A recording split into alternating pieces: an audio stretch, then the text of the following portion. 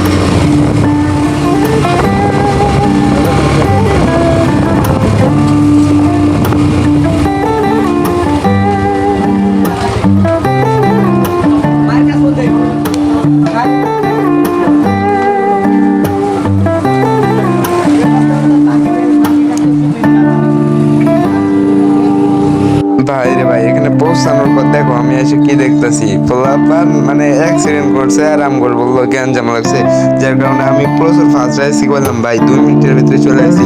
আর এদিকে দেখো একদম প্যান্ট ট্যান্ট ছিল, একদম ফেটে গেছে সবকিছু। আর আরেকটা আছে, একটা বাইকের ভিতরে 3 জন আছিল, 3 চাউরাই শেষ। এই যে দেখো ভাই, একদম হাত ছিল, একদম পুরো অবস্থা খারাপ হয়ে গেছে, 2 হাতের অবস্থা সেম। দেন এটারও প্যান্ট ফেটে গেছে।